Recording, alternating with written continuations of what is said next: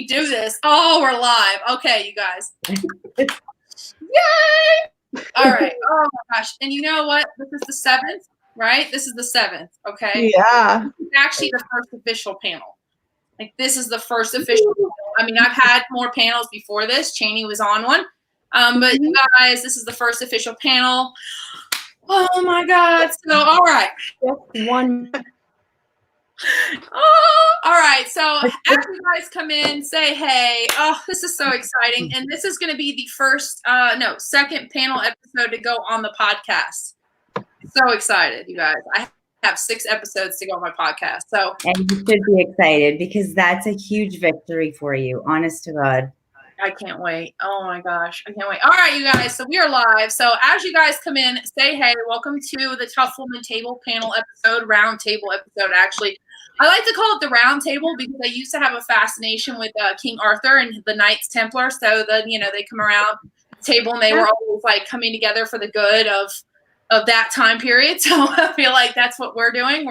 We're the female knights of the Templar. You know what I mean? So Right. Oh my gosh. So as you guys come in, say hey, let us know how you're doing. If you love us so much, make sure to like, make sure to interact for sure. Please ask questions, you guys. So comment. If you guys haven't, please feel free to share the episode. And for anybody else who finds value in this, please, please, please share these episodes out and make sure to like and subscribe to us on YouTube so I can continue pushing out all these amazing stories, which like I said, we're actually already scheduled out almost to the end of May for just the story episodes. Oh, wow. Super excited. Like, so many. That's amazing. I know, man. I know. And it's funny, before we go here, like I said, Cheney was on this when the show was really new. And for anybody who's catching this on, it's funny to watch, for anybody who potentially ever wants to do this in the future, and I'm speaking to my audience too, it's funny to watch something that when you start it, you're like, I don't really know what I'm going to do with this, or even if it's going to become something. And then you're looking at 70 episodes later and you're like, holy crap, there's a YouTube part now. And now we're going to do a podcast again. So, and so it's a big thing. And I guess I say that to say this, you guys, before we come on, for anybody out there who's like, it seems so small right now. How is it going to make a difference? Like, but it's big. It's a big thing to you. Just stick with it because you really don't know how big it's going to become. From this show, I can't tell you how many women I've connected together and been privileged to grow my network with. So I like literally think I've spoken to close to 100 women just from this show.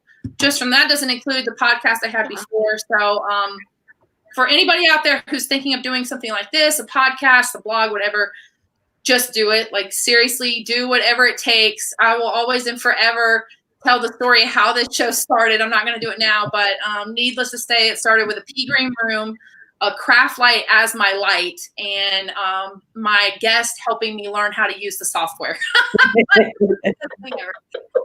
But okay, you guys. So as you guys come in, say hey. I know they say that a lot, but make sure you guys hashtag replay on this. And I got to do something for a second. All right, so and then I'm going to kick this off. I'm going to do my epic intro. I'm going to introduce these awesome ladies on this panel. Give me a second, guys, because I got to get rid of something on this show. Not discriminating, but someone on here. And the last time I had a situation like this, they started saying some really unnecessary things in another language. So we're going to just not have that. All right, you guys. All right, so I'm going to drop into my epic intro. I'm going to do this completely from memory, you guys, because I can remember this.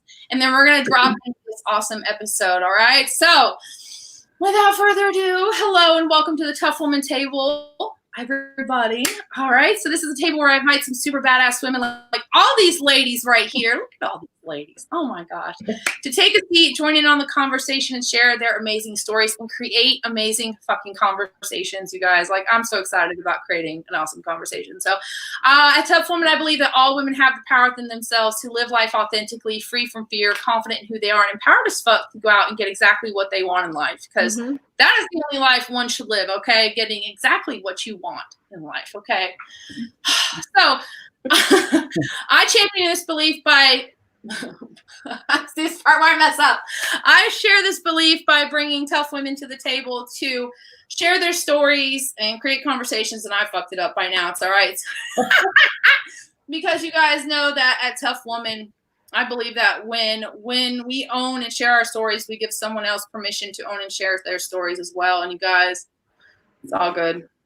I just totally effed that up, but it's okay, you guys. All right, so for those of you who don't know me, I am Ashley Ingram. I'm the host of this wonderful show. I'm going to let my guests introduce them. Tonight, we're talking about how to reframe our mindset from a place of fear to a place of empowerment. Because I know, especially right now, we are in the middle still of COVID-19. A lot of places are getting introduced to what is the peak season of this. And what's awesome is that what I love about each panel is everybody's in a different space. I think when we had the first panel, COVID had really started hitting and we were going into the lockdown phase of things. Yeah, it wasn't official yet. Yeah, it wasn't. And everybody, like, literally we had one, like, Cheney was like, I don't even know what's going on. We haven't seen any of it. And then we had Alyssa who was like, yeah, we're in like full down lockdown in here. And then Emily was like, yeah, we're kind of like halfway through lockdown. And we were just like, okay. And then I was like, I'm still an essential employee, which I'm still an essential employee. So guess what? I'm still working. So it was really interesting to see. And now we're all in a pretty much some form of lockdown, shelter in place. So without further ado, I'm going to introduce you guys. And if you guys will tell not only like what it is that you do, where you're at, but what does life look like right at this moment for you? Okay, well, I am Ginny Fletcher, and I am an intuitive business and life coach. I have a very unique personal background with life experiences that I have actually learned how to reframe into a positive way to help me be successful in life and move past it. And I live in Indiana. You're right, when we talked last, nothing had happened here yet. Nothing. And now schools are closed for the remainder of the school year. They're doing e-learning. I think they're only required 20 more days. You cannot get into a grocery store if you have anyone else with you. It's only one per person per household. Even when you do go in the grocery store, most of what they usually have is completely gone. A lot of businesses are completely shut down, and they don't know if they'll reopen. Even some of the fast food chains they would think would never shut down have actually opted to shut down instead of doing the carry out and delivery option. So it's actually been a big change in just a small, short amount of time. All right, Leah. Hi, everyone. So my name is Leah. I'm a life coach, and I'm specializing in emotional trauma. I live in Toronto. The lockdown here is changing hourly. Now to get into a grocery store, actually, you have to stand in line, long lines, like out to the main streets. Yeah, so it's literally hour by hour, day by day, but in full swing. Wow. Oh my gosh. All right, Joy, you, and then we're going to dive into this. All right. So I'm Joy Rachel. I'm a spiritual teacher, healer, and activator. I do like shamanic healing, healing that I'm learning from my guides that they're showing me how to do. I'm like psychic, and I channel information all the time. And I'm from Saskatchewan, Canada. So I live in a really small town in Saskatchewan currently. So, but we are still seeing the effects of the COVID-19 here. Schools are shut down, and like Leah said, there's lineups at the grocery store. You know, like kind of the same things. A lot of the stores and stuff are still open. So I just order my groceries online and then I go pick them up, so I don't have to stand in line. But then half the time, like some of the things that you're ordering, like you don't know if you're even going to get it. So like a couple of weeks ago, probably like 3 or 4 weeks ago, I got the intuitive hit to like go and like kind of like stock up, not like obsessively like some people did. But I went to town and I stocked up on, you know, like pasta and soup and tuna and, you know, the things that I could find still on the shelves. So right now I'm kind of like just keeping that in a cupboard and not touching it, and you know, just in case something happens where we can't go to the store or the stores don't have anything. So it's pretty crazy. Yeah, It is. I was about to say I'm in North Carolina, and we're at like a statewide shelter in place, which I think they're pushing out to the end of this month, and we're just now. So like I said, I'm an essential employee, so I still work at Sam's. That's my like day job right now, and we're 2 members per membership. And what blows my mind, I have to say this: we are still panic buying toilet paper. Can someone please explain? I guess we can dive into the fear part of it. We're 3 weeks into this, and people are still panic buying paper products. Like, it absolutely blows my mind that we're still panic buying that type of stuff. So, and like I said, I'm glad we're having this, because I think it's really good to demystify the fear as much as possible, especially now we see all the theories coming into play. So it's very hard for me to go on social media, because obviously, I think for all of us being in the personal development space, we all understand the concept of discernment and figuring out what is a truth to us versus what's going out into the collective. So I have to ask you guys and this is a good way to start this conversation, from where you guys are at, what do you feel you have seen the greatest within the collective as far as how the fear is beginning to manifest? Because really that's what we're talking about, is how do we take that fear that's within the collective and start reframing it into something that's more productive. Yeah. Kate, I think you have a bug on your camera. I have a fly and it keeps landing on my face. I'm sitting here like trying not to like hit myself in the face. I live in the middle of nowhere and it's starting to get warm. So You're lucky. I still have snow. oh my goodness, we hit 80 today. I thought I was gonna die. Wow. Crazy. Oh my gosh. Yeah. So where you guys are at, what do you feel like looks like the fear looks like right now? Because I think that's important, because someone made a very valid point, especially in the spiritual area. It's very easy to spiritually bypass and act like we need to be happy. And everybody's like, well, if you're not taking this time to be productive, so kind of like spiritually shaming people for not wanting to and just disregard the fact that you're seasonally depressed right now or any of that. And so what I really want to do is take a moment to acknowledge the fear that we are seeing and what we might be feeling on our own ends. So if you guys, Cheney, are you feeling right now? And what are you seeing coming up with this? So we had a death in the family this week, and it was complications relating to chemo during a fight against cancer. And they had been outside in the cold and caught pneumonia. And since it was pneumonia and coughing, it was almost immediately labeled as COVID-19. Those test results still aren't back, and we are pretty sure it's negative because the person that lived with them is negative. So it has no correlation at all.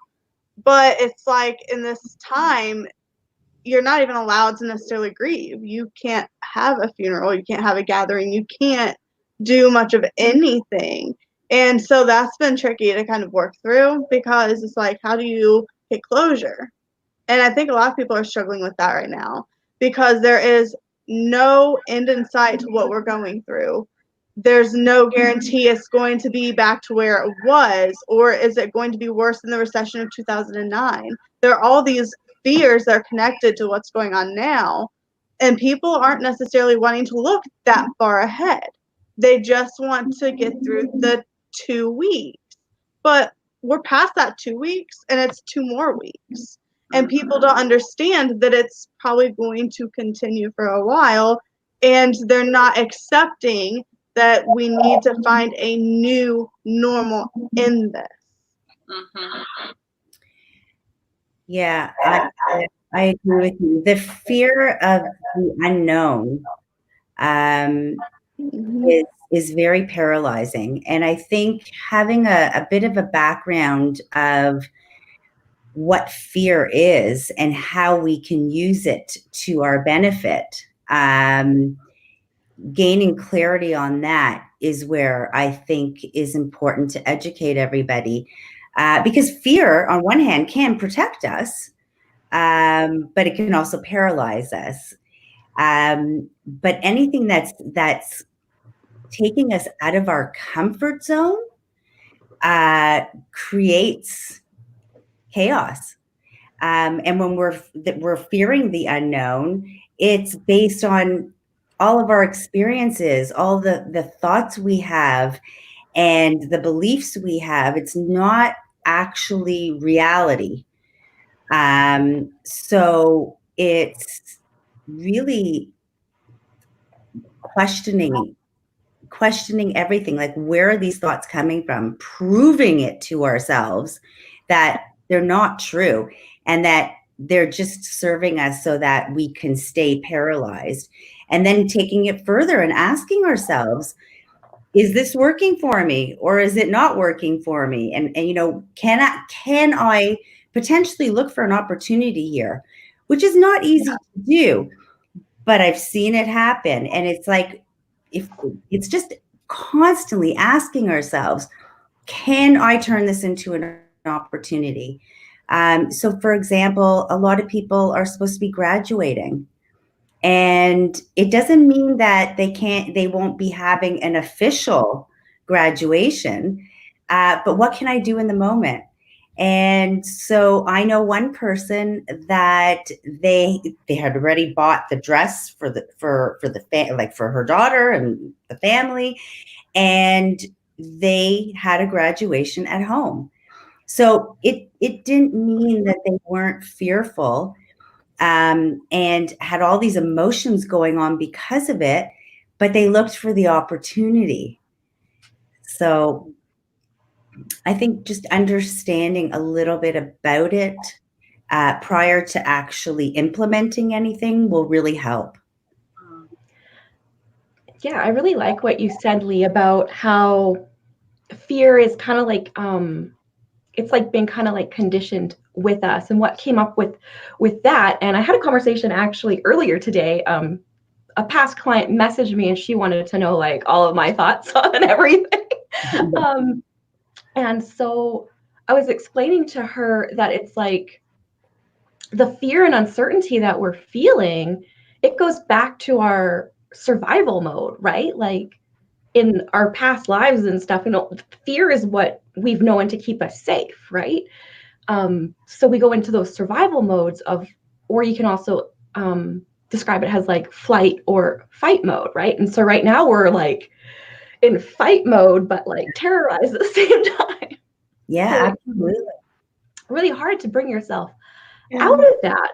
And I work with a lot of highly sensitive people, empaths, and right now they're really having, like, the people who classify themselves with those labels, even though you don't classify yourself with labels, you can still be one.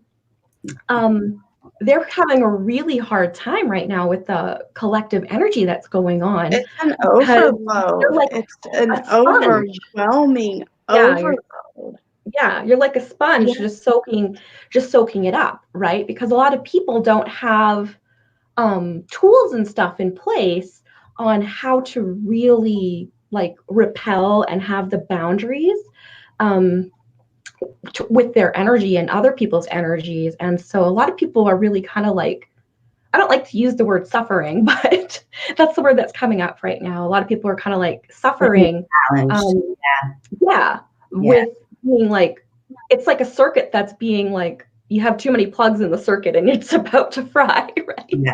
And especially empaths, they take everyone's emotions on, and you know, you're bound to burst from that. So exactly what you said, that tools need to be put in place, and a little bit of willingness to actually sit in silence and question what's going on. This is where I think the disconnect is how to find tools for the empaths.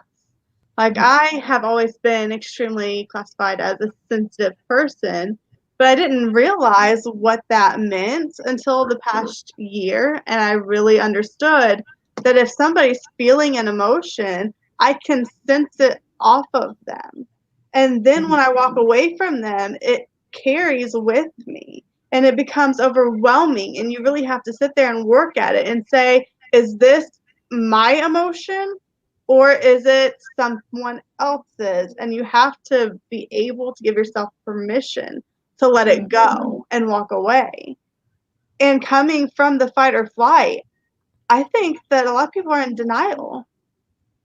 They are in this denial phase of, I will have a job to return to. Okay, you may have that job, but is it going to be guaranteed? Is it going to be there 3 months later or a year later? Is that company going to be able to survive this? Even with the government funding that's going to be available, there's going to be stipulations on how it can be used, if they're going to have to repay it, and if they have to repay it, are they going to have the funds? Is it going to spiral them into bankruptcy? And so people are not thinking long term. They're like, oh, it'll be over in 2 weeks. I'll have a job. We'll move forward.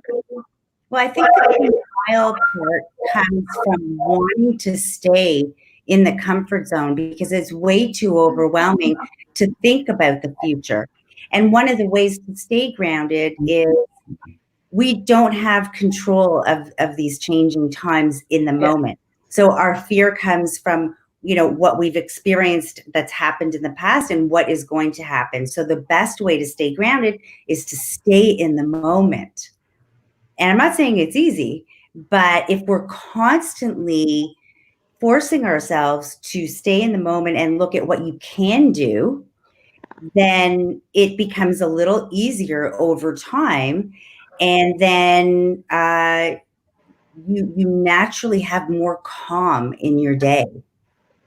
That reminds me, the first word that comes up is mindfulness when you're speaking on this. And I don't think that it's used enough, especially in times like this. And I'm not sure if you have an impartial view to it either, Joy, because we're taught if we're mindful and present, we can kind of work through things more.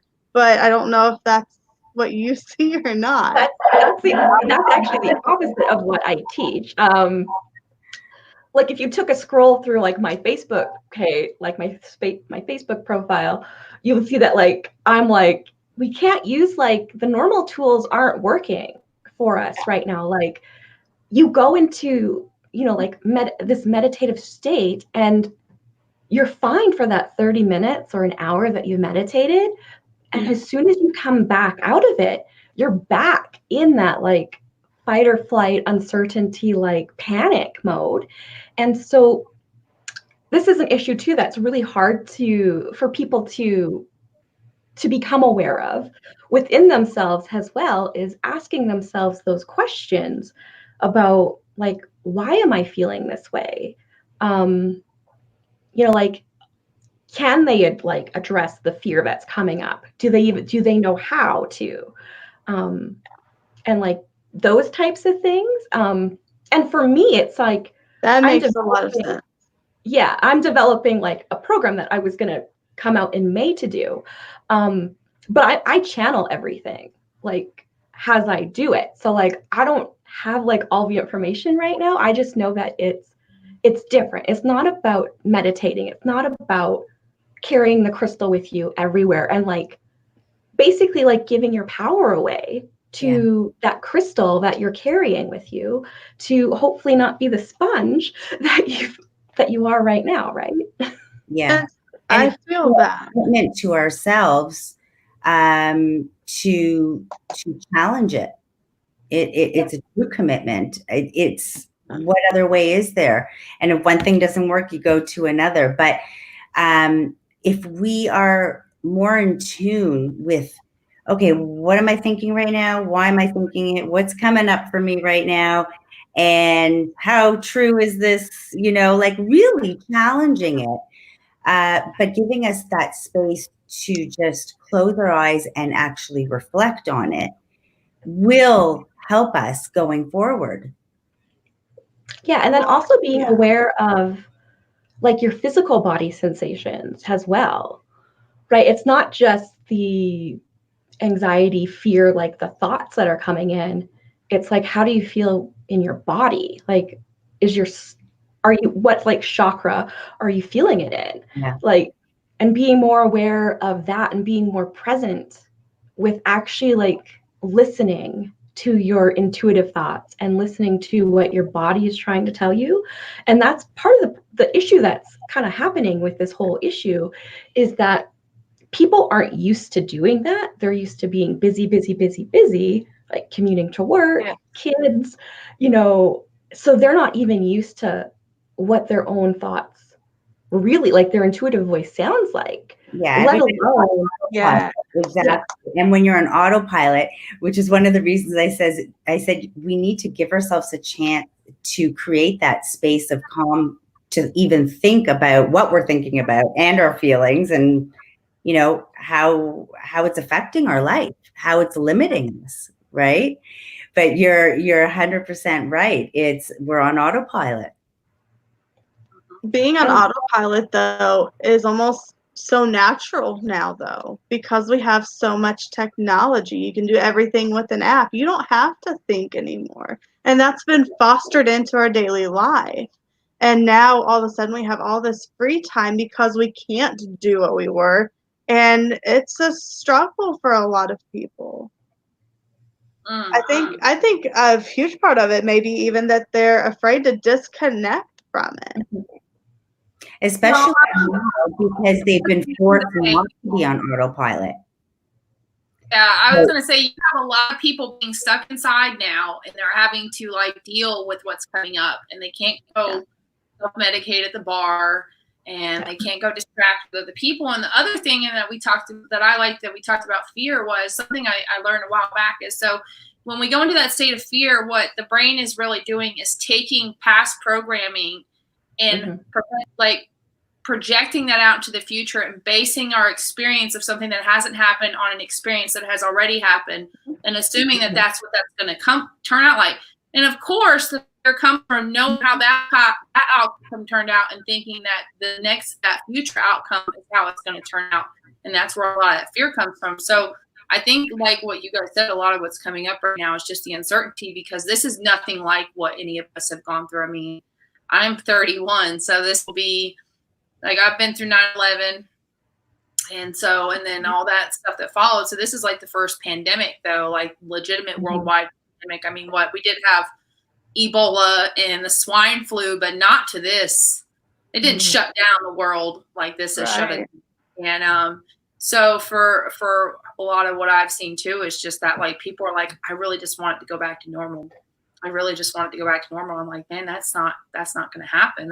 This is normal. You guys are this is the normal part, this is the normal part. And I think it's also, what's funny is I saw something, because you talked about the fight or flight response. So for those of us, because Cheney, I resonate a lot with your story, and some of mine. For those of us who grew up in fight or flight, because that's what I grew up in, fight or flight. I tell people this is actually the calmest I've ever been in my entire life. I can't even begin to explain to you. I am ridiculously calm right now. And I read something, someone put it, it's the reason you're calm is because the world is in chaos, in fight or flight mode, and that's what you've learned to live in. And so now you're basically, your inner world has manifested outside, and you're like, oh, okay. Yeah. I know how to do this. I know how to navigate this. But I say that because this is, again, going back to checking in. I think this is such an important thing, is do you really want to live your life in fight or flight mode in this chaos? Because what was brought to me is, when you're living in that, you're overloading yourself with cortisol and the stress hormones. And I'll tell you, last week, I had to take a nap 4 days out of the week last week. I had to come home, take a nap. I was that bad. I can't do anything right now. I'm so exhausted. And see, I'm going through something similar right now, Ashley. I will be honest. I had to take a step back for this week.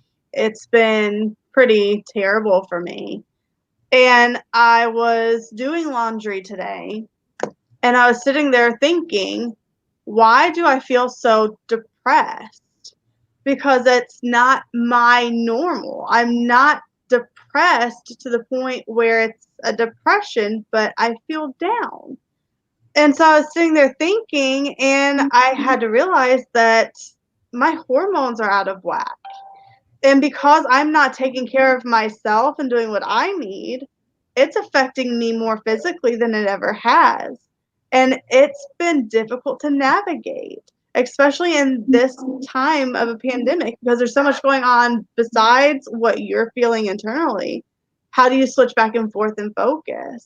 And because I felt so down, I haven't been able to be the person that I was in terms of being consistent and showing up because I was too drained. And so it's really kind of affected me in different ways than I thought was possible.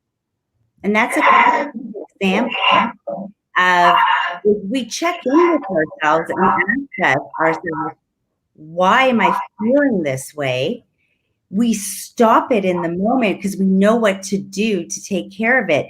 But if we don't make that pause, then it continues to pile up and pile up. And then we're out of control. Our thoughts and our emotions are completely out of control. And then we wonder, 1 second, when did this happen? And now's the time to give ourselves that space to check in, because we know by checking in, we're putting ourselves in a better position. We're setting ourselves up for success. I have to agree with that. And just because you need to take that step back now, that doesn't mean that it's permanent, that it's not going to change. It just means that you need to do what's best for you in order to move forward the way you want. Exactly. And I think we forget to give ourselves permission to do that. And be the best version of ourselves, whether it's to our family, any relationships, our business. That's how we're choosing to show up. So we're checking in. Yeah. And I think, I saw somewhere, I don't think it was actually on Facebook either, I was scrolling something else. And there was a meme that said, during quarantine, how many marriages are going to end up in divorce or end up stronger in the long haul?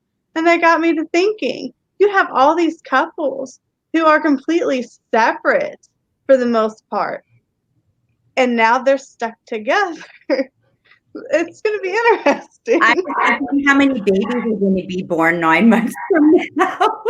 See, I went to the opposite. They have been taking precautions with that because the apps that you can use to get birth control are making it even more easily accessible now during the pandemic to try and flatten that bell curve too.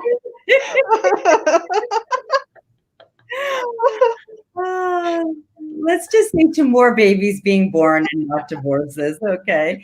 But it's true. There's challenges in many ways. Listen, why do you think the LCBO is staying open? Because there are so many people in active addiction that now you're going to have people, if they're not medically supervised, they could have a seizure, they could die. So it's an essential. So that just goes to show you, between what you just said with all these people that are already in marriages that are, not exactly harmonious, and people that have addictions. There's just so many aspects of this fear. And I worked, and my last job before coming into this was as a family support specialist. And I worked with families who were low income and at risk for, I hate saying it, but child neglect and abuse. And it wasn't because of themselves at all, but it's because of the situations we're in. And that community I worked in was extremely poverty ridden to begin with. And then we're going through this. And it's one of those thoughts of what's going to come up from here, because we are seeing such an incline in cases with the addiction crisis. What's going to be the aftermath of this COVID crisis? Yeah. They're stuck at home with their kids, homeschooling now. They don't get that break. They may not have the financial resources to be able to do breakfast, lunch, and dinner. Yeah. So it's going to be, I think, a tough ride on that forefront too. Yeah. And, you know, not to minimize the, you know, where this fear takes us and the reality of it. But we do have a choice in how we look at it, because the alternative is not so nice looking, because we're just going to, you know, work ourselves up into that, you know, being angry and being resentful of the whole situation. And everybody has a right to feel that way. Absolutely. And it's so understandable. But what can we do is the question. In the heat of the moment, when the kids are yelling at you, you're not getting a break. It could be one baby step that gives you 5 minutes of this feeling of, wow, like I actually flipped this into, you know, a great opportunity, you know, or instead of freaking out, I put my phone aside and I just sat down and I was present with whatever I needed to be present with. And it's just those baby steps. It's, you know, it's just. I tell people to do a time in for yourself. Instead of trying to put your kids in time out, you take the time in your room, blast a song or two, get you where you need to be, and then go help your kids. Because if you're not in a good mind, then it's going to fall into what you're dealing with. And that's just going to create an even worse scenario.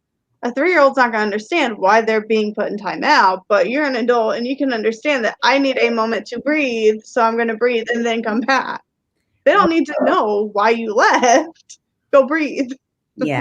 And depending on the situation, I think it's preparing a structure of the day where you see that opportunity that you can give yourself a break, and it'll be different for everybody, you know, the time of day or whatever, but at least giving yourself that opportunity is the key. Yeah, and I don't think people are going to be able to give them that space or permission to do that, because it's, oh, you leave your kids alone for 5 seconds, you're the worst parent out there. No, I think it's, if you stay and you're going to continue yelling, then that's even worse. Yeah. And taking perfection and throwing it out the window, literally. It's about progress, not perfection. Kay says, hey, ladies. I don't know if you guys saw me, but I disappeared. My Wi-Fi is a little weird right now. So I missed just like a minute. And Kay says, hey, ladies. Hello, Kay. Hello. Kay was on the last panel, and she's in Australia right now. So it's pretty interesting over there. I talked to her who is in Australia, and they have, she said they just put like all the lockdown. She said, and where she was at, though, some of the restaurants were still opening, doing dine-in still. And I'm like, oh, wow. Just getting out there, man. They ain't got no fear right there, do they now? Yeah. So they have like the opposite, right? Like you have the people who are like so afraid to go out, and then you have the people who just don't care, who are just like, it doesn't matter. Like, can I just go and do I'm going to go hang out with my friends, and I think they're not sick. But then it's like, but then you have to like be aware and like really like use your voice too. Like when you hear other people kind of like doing that, especially like family and friends, and just kind of like use those reminders and be like, well, you know, like the province or the state or wherever you live says we shouldn't do that. So maybe you shouldn't. See, this is the one thing that I have a hard time figuring out, and I haven't done any research into it because I've been not touching my phone. No social media, no news, no nothing, or it's been bad. But the face masks. If you're using another kind of fabric like cotton, and this virus is spread not only through air, but by, droplings, well, if you're getting that on that mask and you're taking that mask off, you're just putting it back into the air right in front of your face. So I don't see how it's protecting. Well, okay, so I got to clarify this. So those masks, because here's the thing. No, the masks don't prevent the stuff getting into you. Like, those particles are so freaking tiny. Those masks don't stop it. The only thing the masks do is prevent you from spewing your stuff onto people. And it's like the only masks that actually like do anything are those N95 ones that we have the shortages of because they're fitted to their faces. Yeah. And the other thing is killing me is these people, and I say this killing me, but not only is it like the masks, these people are not using them appropriately, but the gloves. They're like putting these single-use gloves on and then they're touching everything with the same pair of gloves. And it's like, that's not how you do that. Carry germs, you're just protecting yourself and not everybody else. Exactly. Well, I said, Mom, definitely need time out. I'm just checking up on comments. I used to be a nurse, so I know all about the proper masks fitting and gloves. And That's she said what my I wanted. 10-year-old guy still does his own shopping, won't let anyone drop it off for him.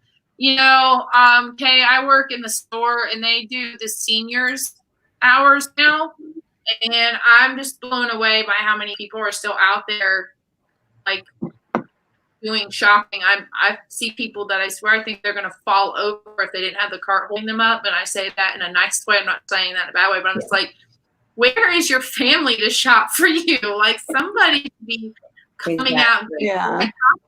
I talked about that on the last part because when I touched on the panic buying of the paper products, I am blown away by how many people are panic buying for the same household and they're stocking up on way more than they need. And I'm like, if you're going to do that, my hope is that we're going out and buying for other people. Like if you are straight up going to sit up there and get 6 big packs of toilet paper, my hope would be you're going to go give that to some other people, because if not,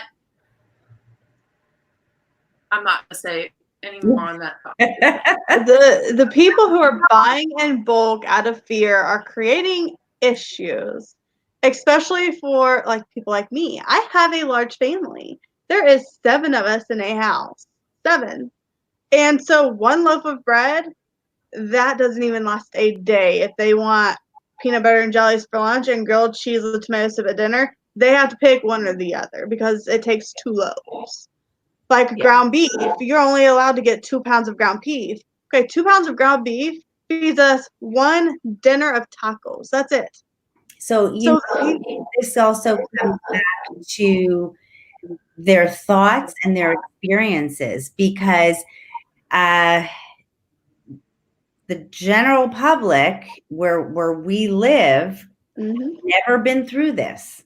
So this is like, oh my God, I need to make sure I'm taking care. Like, can you imagine going a week without, this, or this? They are not accustomed to this. So it's taken, the first few weeks to get over that initial, oh my God. Yeah. And now I think it's slowing down. Except there's still a little bit of that, in the back of my mind, like, oh, maybe I'll just grab another one just in case. They're just not used to it. They've never been through this. I wish it were slowing down here because it's hard for me to go grocery shopping. And when I do go grocery shopping, I am getting nasty looks and rude comments. I have 2 kids who are completely dairy intolerant. They cannot have dairy, and they're on a special formula for it. And so I had to go and pick up their order of formula through the pharmacy.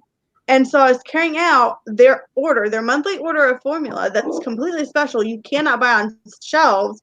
And people are being rude, like, well, way to buy all the formula. No, this is a prescription formula. So then they're like, oh, okay. But it's unneeded to be so judgmental, especially when I'm doing I fill 2 grocery carts for 1 week of groceries in my house. And people are sitting there looking at me like I'm a hoarder. No, by the end of the week, this is going to be all gone. I have 5 kids. 5 kids. They eat nonstop. Well, judgment is being projected to you, again, from fear. Yeah. Yeah. And I have to sit there and explain, no, I have 5 kids. This is going to be gone by the end of the week. And then they're sitting there and apologizing. But it's creating so many issues for not just me, but like the seniors. They have to have special hours so they can get what they need. And there are other people who have other essentials that they can't get because they need them for whatever reason.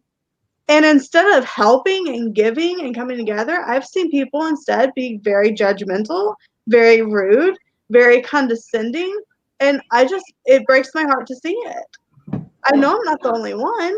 Yeah. Well, hopefully us describing a little bit about where fear is coming from, that we are able to send a message to the world, with having that understanding, in hopes of it will reduce some of the judgment. It will reduce some of the fear. And hopefully people, receive this message. I hope. Well, okay. It's needed. And I hope so too. And I think that's why these panels are important, because we have to bring the different aspects. Because Cheney, I like that you brought that up, because it's easy for someone like myself who just sees that base surface level of, oh my God, everybody's buying all this stuff up. But we do need to be reminded that we don't know the situation at home.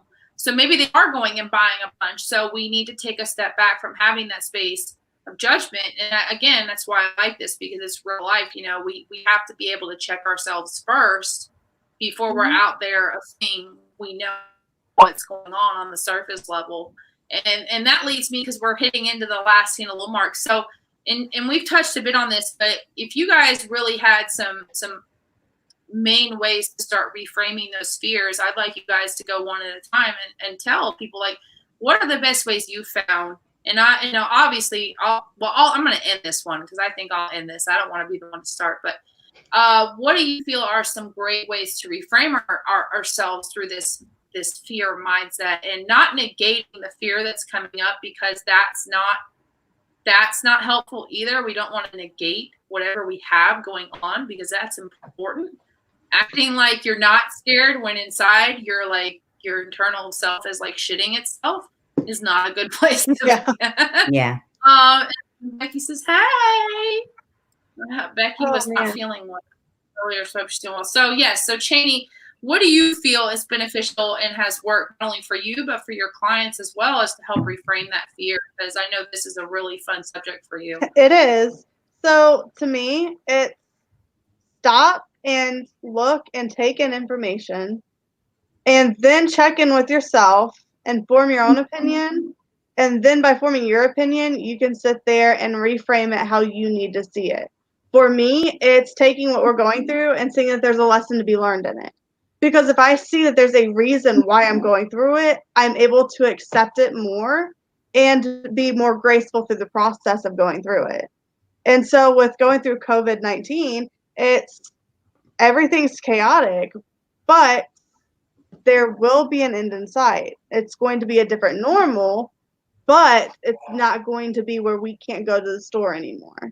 And so it's acknowledging what's happening, but then making sure to pull from that and saying that there's a positive in there somewhere. If you can't find a positive, there's an issue. I would probably say, don't run away from the feeling. Lean into that fear, like really lean into that fear and say, what the hell is this? Like, really question it. And when you're asking yourself that, just be honest. Oh my God, I'm scared shitless because blah blah blah. And again, the big thing is challenging it first. Like, okay, how real is this? And if I thought something different, what could I potentially, conquer? So that for me would be a key takeaway: leaning into it, not to run. It'll serve you better to lean into it. for me, I had a couple points come up. It's also about forming a healthy support system. And by healthy support system, I mean people who aren't feeding like the beast, if you want to call it that, aren't like feeding the like, oh, this is what all the news says, like, oh my goodness, like, did you hear all this stuff, right?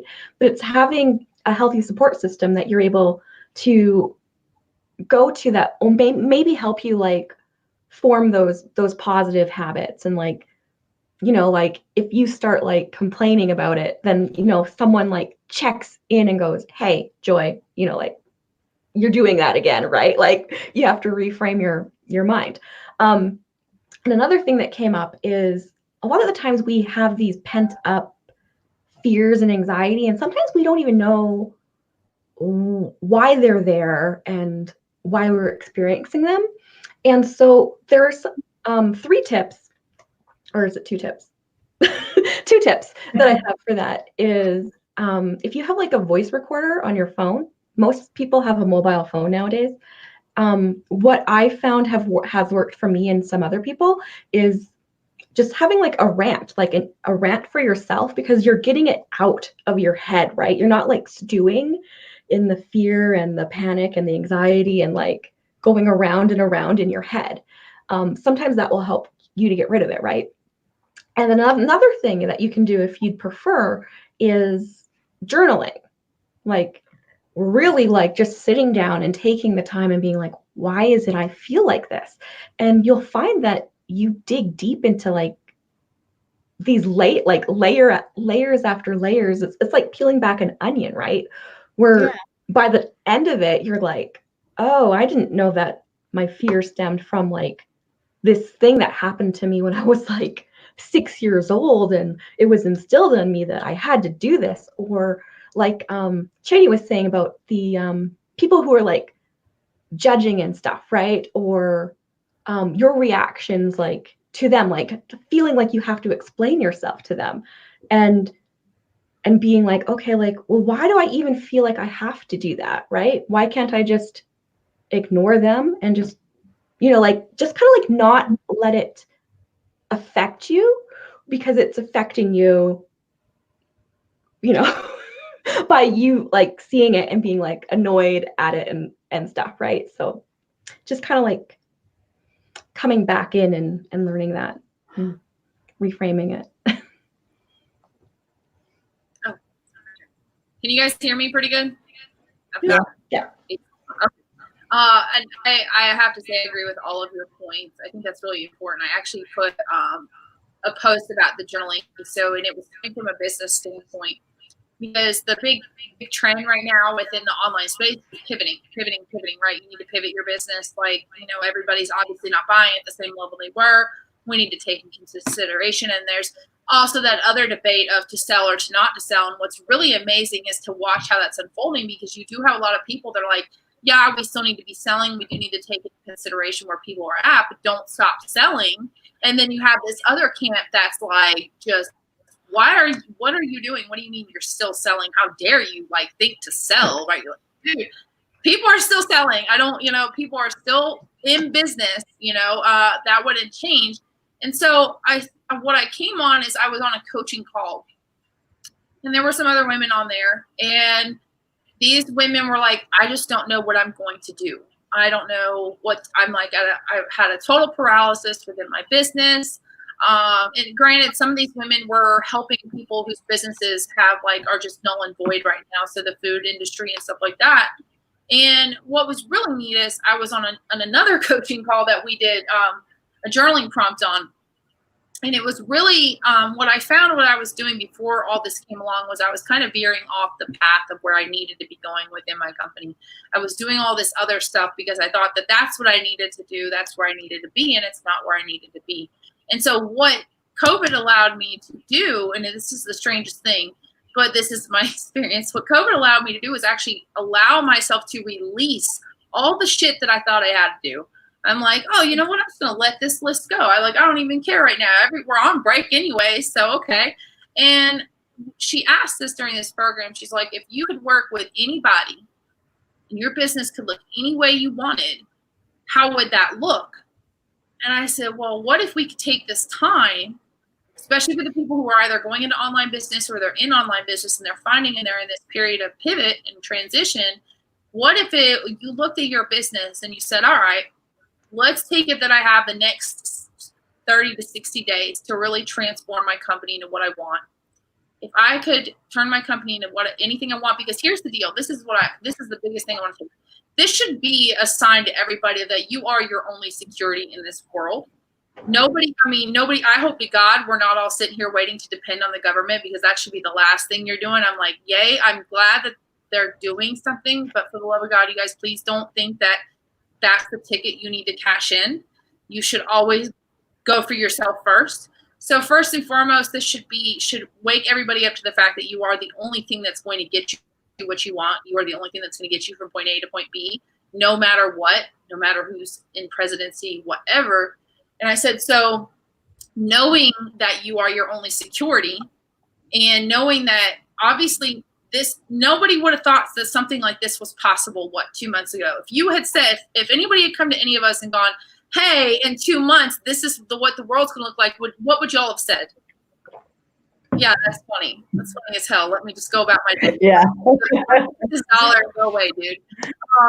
Because you would have thought they were like crazy. Yeah. Well, obviously, what we would have deemed impossible has happened. So not only should we acknowledge that what we think is impossible is not impossible, it's just what we've labeled it as, but we are our own sense of security. So I said to people, I said, what if you could look at it from a space of, okay, what can I actually create? Like, I could take the box off of everything. What could I create, and who would I work with after this? And from that space, build everything out.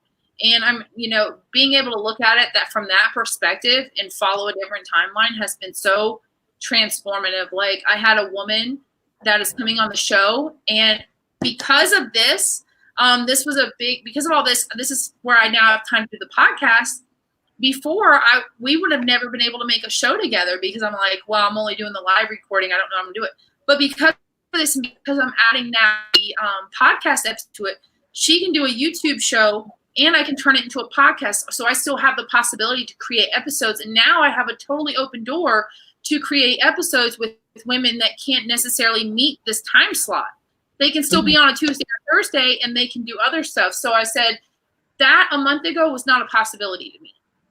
Yeah. So now it's like, now I have all these new possibilities, and it's like the people I want to work with. I turned down a job last week because it's just not where I need to be.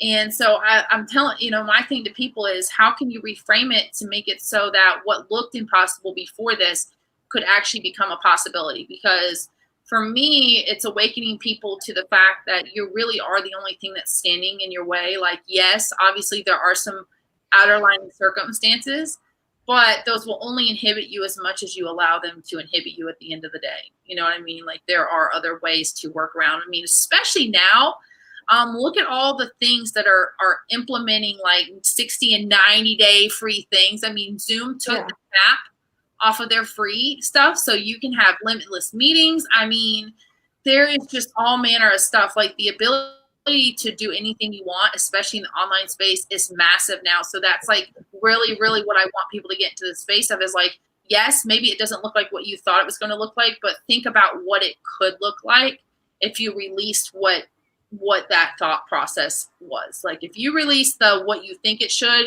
and was like, well, maybe what could it look like if you came from that space? So for me, it's, instead of, well, this is what it should look like, it's what could it look like if you allowed it to manifest in that aspect. So that's, and like, nothing is impossible. Nothing is impossible. The word itself says, I am possible. I love Exactly. Exactly. Impossible doesn't exist anymore. I think we've established that going through a complete shutdown. Mm-hmm. Like, really, like if any of us had been asked, 2 months ago, do you think the world itself could be shut? I think all of us in the back of our head were like, yeah, I'm sure there might be something out there that could like shut the whole world down. But at the same damn time and in the same succession, like, That's not gonna happen. Yeah, That's not gonna happen. Hopefully when I die, maybe like when I'm dead, like it happened after I'm dead. I'm not here no more. Okay. But oh my gosh. All right, ladies, we are at the end. We are at the end. Thank you. Thank Thank you. you. Thank you. If you guys Yeah. want to give any parting thoughts before we leave? You know, it's funny that you brought up the selling. Do we continue to sell or do we not and take it in consideration and change it? If we're crossing that now, the recession of 2009 was 2 years. So what's going to happen if we end up in a situation that it is prolonged? Do you not sell for 2 years or do you just find a way to move forward? You're going to find a way to move forward and people need to realize that. Yeah, you find the opportunities that are now available to you. They might not be what you had planned for at the beginning of the year, but it's like you mentioned before, it's like pivoting. Yeah. It's like, what can I offer that's more of a lower end, more affordable, that I'm still serving my people with, that I'm still able to bring in income for myself and my family. And maybe if you don't here expect the payment in full before, you do payment plans instead. There are ways around it. It's just, are you going to open up to it? Yeah, you just change your thoughts and your actions will follow. Mhm. All right. Well, thank you so much for this, ladies. This has been so awesome. I'm like, as we're sitting here talking, I'm already like, not that I zoned out because I was very present for this, but I'm in the back of my mind. I'm already thinking of like other panels and like how much better like everything can continue to be. So it's always so exciting because it's a new level every show, and I always love having each because it's really you know, it's really such a beautiful space to again create conversation. And the conversation I had earlier was talking about I was able to vocalize what the show was. The woman's like, well, what do you see the overall arching vision of? And again, going back to being able to create possibilities, like I really like have been thrown into this whole different arena with this show because of COVID-19. And I said, well, the show stands for 3 things. And I'm telling you, this is the first time I vocalized this. And I said, it stands for collaboration, connection, and conversation. And I like iterated it to her. I'm like, holy crap, like that's the first time I've ever said that. And so again, I think really we have the possibility to create anything we want. You know, anything we want, we can be anyone we want. And for this, especially for what we do, the work we do and the light leaders and all that, we really have to continue moving forward with not negating the fear that is out there, but helping people alchemize, I'm going to say alchemize that fear into something that's tangible and is actually going to be productive for their life. And not everybody's going to look the same. And we're not saying you need to start a business online, but really ask yourself, like, if I had, like, consider this your do-over, right, in life. Like, this is my do-over to actually create a life that I want. Ask yourself, do I really want to go back to that job? Like, you know, everybody talks about the normal, but do we really want to go back to that? Was that working? Because I don't know about y'all, but before everything went the way it was, life was not very lovely. Every time I turned on TV or got into social media, it was awful, the things that were happening in the world and the way people were treating each other. So I have to ask myself, it's like, do we really want to go back to that? You know, and again, it just falls back to that people are just comfy in one section and we're uncomfortable as hell. So yeah. We're going to move through, you guys, and we're going to be awesome together. So, and feel free to come back on any panels that you want, ladies. And I think all of you have shows coming up with me, so I'm very excited. Kane, we'll have to do your like revisit show soon. Okay? I know, that's gonna be interesting. So, all right. All right, ladies. Thank you, guys. And as you guys know, we will be back Thursday at 7:30 p.m. Eastern for a story show. Yay. So, all right, you guys.